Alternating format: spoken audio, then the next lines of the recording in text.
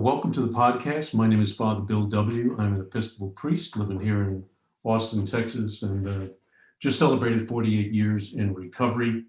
And if you are new to this podcast, I'd encourage you to visit our website.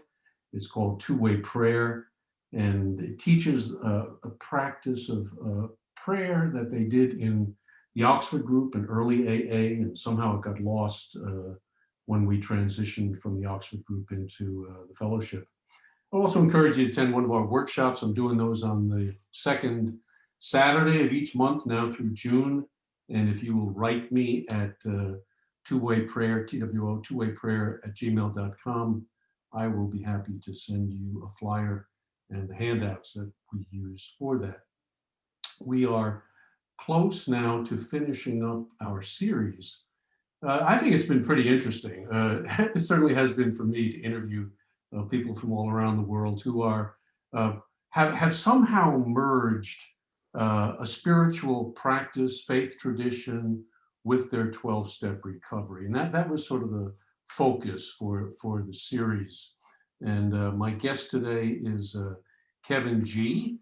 He is a long-time member of one of our 12-step fellowships and also a teacher and author of several books on the subject of Buddhism.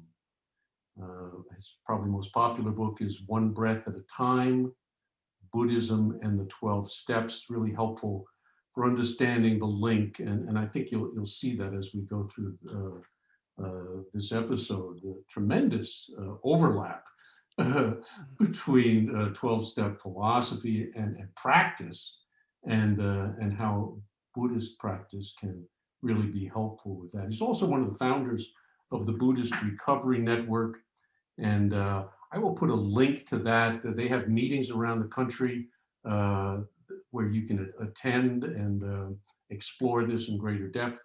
And so all that material will be in the program notes. So welcome, Kevin. It's really great to have you. And you have quite a colorful background. Well, thanks for having me, Bill. Yes, I do have a colorful background. Yeah, started off in Pennsylvania. We had an Orthodox Jew from Jerusalem a couple of weeks ago who also came from a Catholic family in Pennsylvania. Wow. So, Okay. and he's got 42 years, I think, sober. So you kids from PA just spread out all over the world. So everybody trying to escape. Yeah, I guess. Tell us how it happened for you, and just kind of tell us a little bit of your story, okay? Oh boy. I was raised in a very comfortable, environment. My father was a lawyer, and so, had all the privileges I could ask for. Teenager in the 60s, and just got into music and rebellion and drugs and alcohol, and took a different path than perhaps my parents had hoped I would. And so spent a lot of years on the road just playing in bars, nothing very what we would call successful, but people say, hey, you made a living as a musician, that's successful. So I'll take that. Nonetheless, just really did not grow emotionally, spiritually, and sort of just stayed stuck in that for a long time. I got into meditation when I was still drinking and using, and always saw that as some kind of an escape. And it kind of came out of the Beatles and Maharishi and the TM and all that, and sort of thought that was going to be some kind of a magical fix. So I think in some way, I thought of that as a free drug, basically. But it did give me a foundation so that when I did finally get sober at 35, which is 35 years ago, I had this background in meditation, and particularly Buddhist meditation, and that's kind of been, a thread that from early in my recovery, that even though I really embraced the 12 steps, I always had this other piece of it, and the 11th step was one of the reasons that I felt comfortable joining the program, that it was like, okay, they do meditation here, but I quickly discovered, and this is the mid 80s, that people didn't actually meditate in the way that I thought of meditation, where I was sitting for an hour, in a lotus posture. And these people thought that, an 11-step meeting was 5 minutes of meditation, then an hour and a half talking about how hard that was to be quiet for 5 minutes. And Right. so early on, I kind of had an idea that maybe I'm going to uh, help people. I started out by, I started a meeting with some friends where we would meditate for Yeah. 20 minutes, and some of those people went on to be regular, serious meditators. One of them is a teacher now in LA, and so that was always kind of there for me. But you have two pieces to your story. You have your 12-step world and you have your Buddhist practice, and you have integrated them, it sounds like. Absolutely. I mean, to me, that was kind of the turning point, I think, for me, that in my first 5 years sober, I kept them separate because I couldn't really didn't understand how I could integrate them, but I knew that I needed them both. You know, I loved the steps, and the steps had transformed my life. At the same time, I had this abiding connection to Buddhist teachings, and particularly Buddhist meditation. A- And as I say, I kind of couldn't quite connect, inventory. How does that fit in? And well, there's God in the 12 steps, and in Buddhism, there's no God. It's it's not so much that Buddhists say there is no God, it's just that they sort of Right. don't bring up well, if you look at the early Buddhist texts, there are gods, more in like a Hindu sense, but Yeah, it came not out of not Hinduism. well, right. I mean, Emerged from. Yeah. Brahmanism, which Yeah, was Brahmanism. yeah, early, which is kind of the precursor of Hinduism. Yeah. Mhm. So, in any case, there was a point where I kind of, I mean, yeah, I guess I could say it was a crisis, but it, um, it wasn't a problem ultimately, where I was sitting in retreat and I kind of started to just think more deeply about how to integrate these, and to feel that, and to start to ask questions, that maybe I could start to connect them. And that's, yeah, that's way back in the early 90s that I started to think about that. And it was, uh, that sort of began this process that, then One Breath at a Time was published in 2004, but it was sort of 12 years in the sort of gestation. Uh-huh. Yeah, yeah. Um, could you get into a little bit of where you find the overlap, how one is helpful to the other for you, Kevin? Yeah. Well, Maybe start with surrender. yeah, but let me just go even a step back from that a little bit. Just like one of the principles that I have is that if two things are both true, if they both contain truth, then they must somehow it must be possible to merge them, Yeah. at least sort of to understand them in parallel terms. So the but the key thing that makes Buddhism kind of a a direct connection to recovery is the Buddha saying that suffering is caused by clinging. He says when we grasp onto things and try to hold on to them, that's how we how we suffer. And that's, this part of the Four Noble Truths, or the Yes. foundational teaching of Buddhism. Now, and it's a simple idea, and yet it's one that can really be explored very deeply. But of course, it makes that direct connection to addiction, that addiction is grasping, addiction is clinging. Yes. And and so when the Buddha says, well, suffering is caused by clinging, and here's this path that I've discovered that can free you from clinging, well, there you go. That's, to me, like the jumping off point. Now, once I started to really ask what were the what I viewed as the principles behind each of the steps, then I was able to make more and more, and I guess elaborate connections. And Yes. certainly surrender, as you say, Uh-huh. is part of that, that that surrendering to what is true, um, y- not trying to sort of that because this principle of s- suffering is caused by grasping, then that means then that letting go is the way to freedom. So the letting go and surrender are that's synonyms essentially, right? We're Yes. we're Right. we're surrendering to what is true. We're not fighting with what is true, and we're not trying to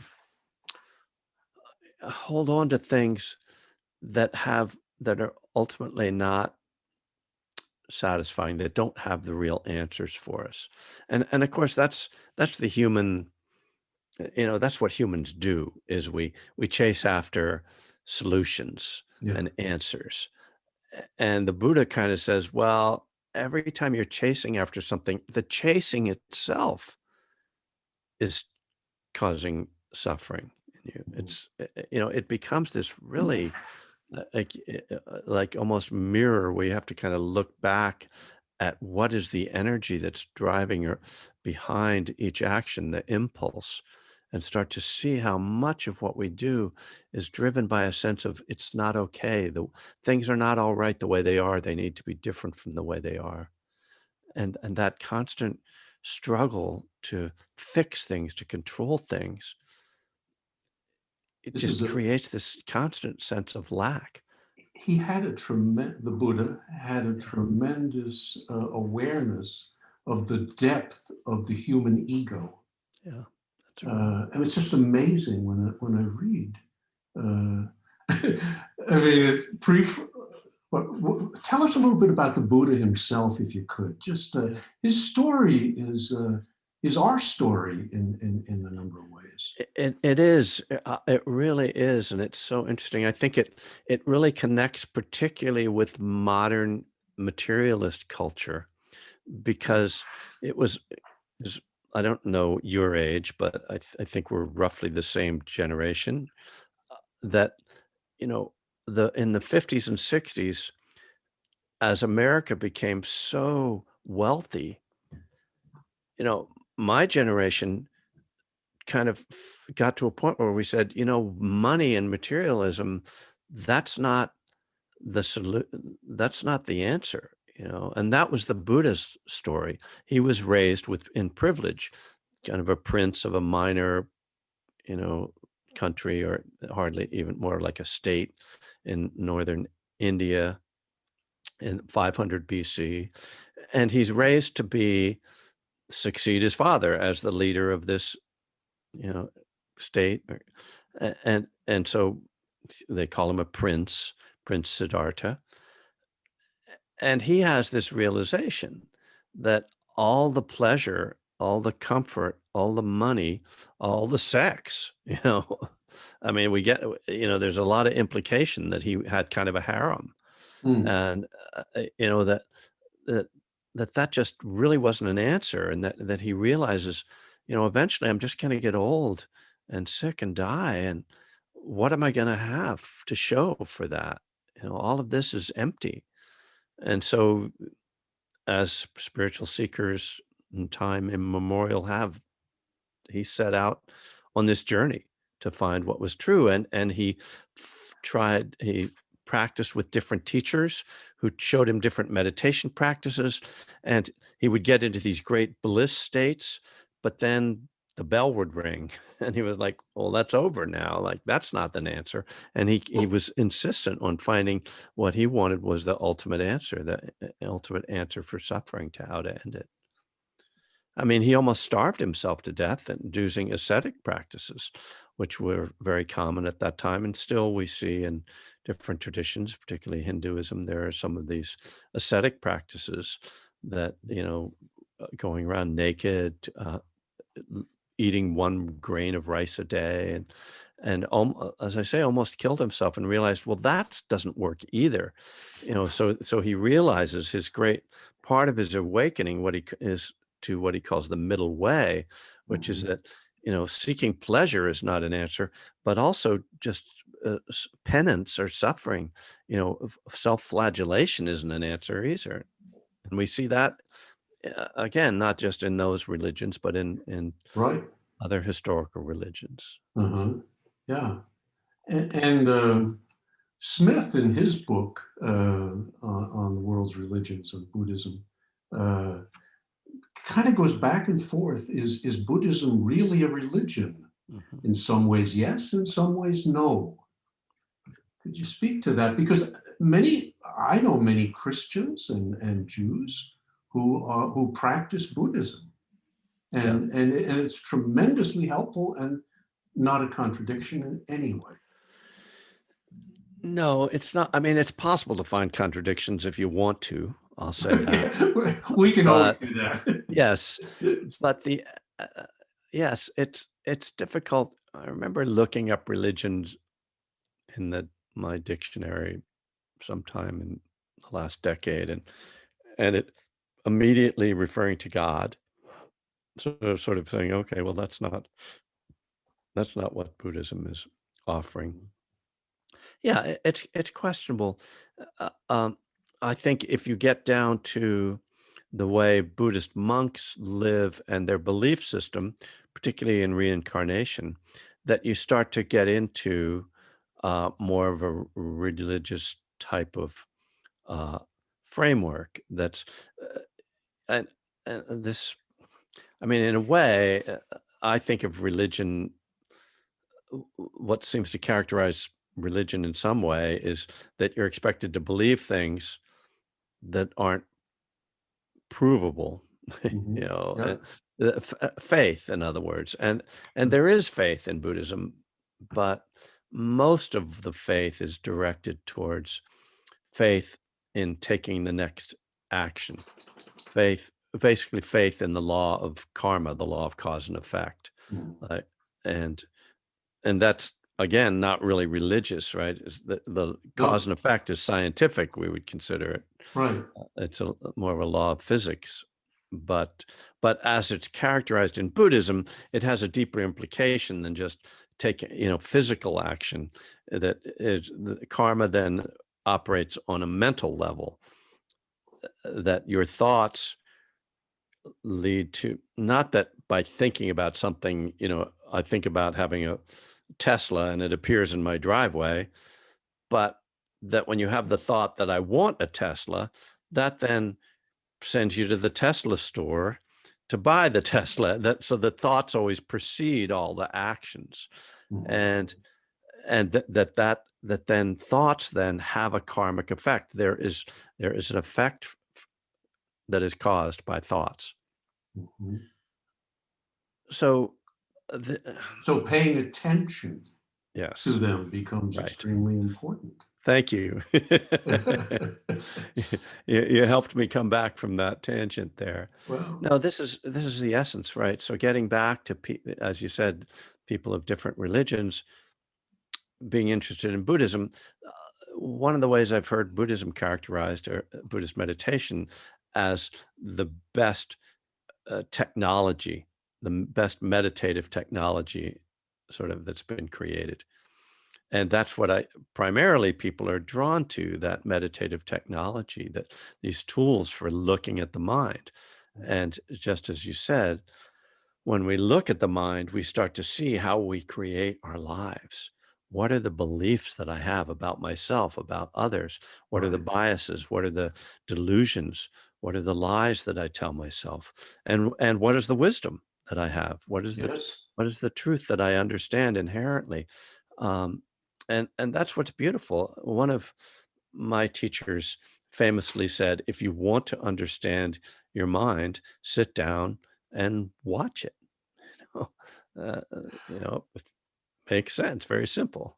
Yes, and yet it's one of the most difficult things to do. Well, why do you say that? People struggle with it. People struggle with it, Yes, they do. you know? Well, right. So the I technology, can't be by myself. yeah, yeah, yes, But that's when I begin to see what's going on inside, isn't it? yeah, Yeah. right. So uh, it's we have to get through the initial surface agitation Mhm. that most of us seem to have, and when we even sit down to look at that, we realize that that's one of the first insights is to realize how driven we are by our impulses, by our thoughts, by our anxieties, that we can't stop. And Right. that in itself to me is a motivation for stopping. It's like, Yeah. do I want that background noise in my mind to be controlling me? You know, if you have any sense of the idea you want freedom, Right. I mean, you can talk all you want about the freedom to, you know, uh, freedom of speech or freedom of assembly, but freedom, true freedom is internal. It's in our own minds. And we are, when we stop and try to look at our minds, what we discover is that we are in fact enslaved by our minds. And it's breaking free of that slavery that this practice is about. And I hesitate to even use that word in the contemporary context, the word slavery, but it's it it really is probably the most accurate characterization. And so we have to the technology of meditation helps us to calm down enough to Mhm. just sit still, to then start to watch the mind. Because just when there's that much agitation that you feel like you can't sit still, well, you're probably not gonna be able to really watch your mind at that point. So there are kind of levels you have to get to in order to just have that kind of clarity. And there are indeed, in, Buddhist this technology, the sense that the understanding that there are levels of wisdom or insight that develop as we deepen our meditation. And a lot of that deepening is the calming, is the focus and concentration that happens with that technology. So for a beginner who Mhm. might be drawn to this, well aware of all of the chatter that goes on in the mind, what would an initial sit expose him or her to? What would you recommend there? Well, How does one begin, I guess? yeah, the best thing is to find a teacher. Find a teacher. And it's so interesting now. We think about all we've lost in this past year of this pandemic, but one of the things we have gained is tremendous access to the to meditation teachers around the world. Mhm. I have people coming to my classes from around the world now, who normally I would just be wherever I am, then, the locals come, okay. Right. Yeah. Um, so it's not hard to find now some just guided meditations. There's also actually some of the apps are quite good. The Insight Timer app has got a lot of great stuff. The Headspace is very popular. Even Calm, which I think is more commercial. Yeah. I know one of the people who's creating material for Calm, and she's a very wise, very experienced person. So, Mhm. what I'm getting at is you want a voice, literal voice, speaking to you as you are trying to meditate, because essentially what that does is interrupt your own internal chatter, as you put it. That Mhm. you interrupt that internal dialogue of your own, and have someone just guiding you and giving you the instruction. And then you learn the technology, the word of the day, I guess. You learn the techniques, and then you start to do it on your own. And like recovery, another thing that they have in common is that it's about showing up one day at a time. It's not about, "Oh, I'm gonna meditate for 8 hours today, and then I'm gonna fix myself, then I don't have to meditate anymore." It's Right. about putting in that 10 minutes, 20 minutes, 30 minutes, just but every day. And what because every day when we wake up, our mind wakes up with us, and we have to, I mean, our mind is there when we're asleep too, as you Yeah. know. So that, just that daily maintenance I mean, there it is in the big book of Alcoholics Anonymous, the daily maintenance of our spiritual condition. I mean, that's what it's about. And to me, without daily meditation, uh, it's really hard to maintain your spiritual condition. Right. I've gotten really interested in the history of Alcoholics Anonymous, and one of the lines that blew me away when I was doing some research was that in the early days, prayer and meditation was more important than going to meetings. Mm. Wow. And we have just flipped it right around. Yeah. Uh, Yeah. Of course, what they meant by meditation was not what the no, I Buddhists would understand call that. it. But It was what we would call contemplation, but still extremely valuable, no yeah, doubt. all right. That sort of, I mean, the St. Francis prayer is such a powerful message, such a powerful piece of language to use as reflection. And in fact, there are many Buddhist practices that actually are not just trying to pay attention to your breath, but are actually more contemplative. Hmm. Practices like loving kindness meditation, forgiveness meditations, things like Right. that. Yeah. Yeah. You're familiar with centering prayer, I suspect, eh? Yes. Yes. Yes. And it's a constant letting go, a constant coming back. Yeah. You meet the mind, and there it is off on a tangent. Okay, don't judge it harshly, Yeah. as we're prone to do. Just Yeah. let it Yeah. go, and then come back, and then come back. Well, and that's the number one thing that I have to help people with when they're learning meditation is not judging their own mind. Yeah. It's, it's very interesting. I mean, there are some built-in paradoxes in Buddhist meditation, maybe in all forms of meditation. This paradox that we are going to make an effort to let go, but if we don't let go, we're not going to judge that. We're not going to see it as a failure. And on top of that, we're going to be very careful that the effort itself isn't driven by ego. Right. And Exactly. that ego doesn't necessarily mean grandiosity. It can No. mean the negative ego. Hating yourself is just as egotistic as narcissism. It's just Right. another form of ego. It's inflation. It's Yeah, negative inflation, is right. what So Jung called it. inflation and deflation. So you Yeah. have that risk. So that's really one of the trickiest things for people. Well, you're saying I should let go of my breath, but then my thoughts wander, and then I must be doing it wrong. It's like, Right. no, that's just what your mind does. Mhm. Minds wander. I don't get angry or what, you know, uh, it's not like, oh, what's wrong with my heart that it's beating? I want my heart. Well, that's not a good analogy, but the Well, point is, if you're a real control freak, right, right. I want to slow down my heart. Come on, slow heart, down my stop, slow heart. down. Yeah, yeah. I'm going to hold Yes. my breath. I mean, that was another practice the Buddha did. He Uh-huh. tried to stop breathing. Yeah. That didn't work so well. Oh, well, listen, we are about out of time, but Mm. I sincerely want to thank you for sharing some of your experience, strength, and hope with our listeners. It's been a delight. Once again, I'm going to put in the program notes a way to contact Kevin. Oh And yeah. But can I mention one oh, other thing? absolutely. Go ahead. That I did just publish a new book of daily reflections. Uh-huh. What's the Uh, name? it's just Buddhism and the 12 Steps Daily Reflections. Daily Reflections. And it's got a lot of instruction on meditation, and it has for each day, of course, a teaching, but also a contemplation for each day. So just Wonderful.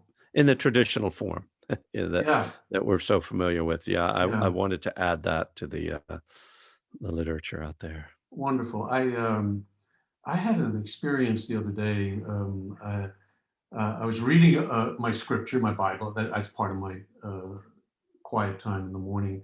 And the Bible I have was given to me by a fellow by the name of Bob Mott, Maat, back in 1970, I think it was. Hmm. and he was a Jesuit. We were both in the Jesuit seminary. Oh. All right. He was 18. I was 25. He was a saint. Hmm. I could see it. I was an alcoholic. Hmm. He went to Cambodia Wow. and sat with the monks Hmm. and through the killing fields. He Yeah. stayed there. Yeah. He sat. He cleaned the latrines. He was a brother. I was studying to be a priest. Ego, ego, ego. Right. This kid had it. You know, and a book came out a while ago. That's the wonderful thing about the internet. You know, trace down some friends and see what happened to them. He's still over there. Oh, wow. I'm sure. Well, he became. I mean, this was too much for the Jesuits to Really? stomach. You know, this is too Jesus-like. Yeah, that is too. Whoa. There are limits, you There are know. limits, you know, and so you could just see him leaving things behind. Some beautiful poetry. A book was published Hmm. uh, for him. So it's funny that he would come to mind when we're doing this series on Buddhism. So Yeah. it was kind of a coming home for me. Yeah. Beautiful. Yeah. So once again, Kevin, thank you so very much for being our guest, and thank you all for listening. I think we're going to do one more episode on this spirituality. I'm spiritual but not religious. Maybe a wrap up next week, and then we'll go on to something else. So thank everybody for listening. God bless. Keep coming back.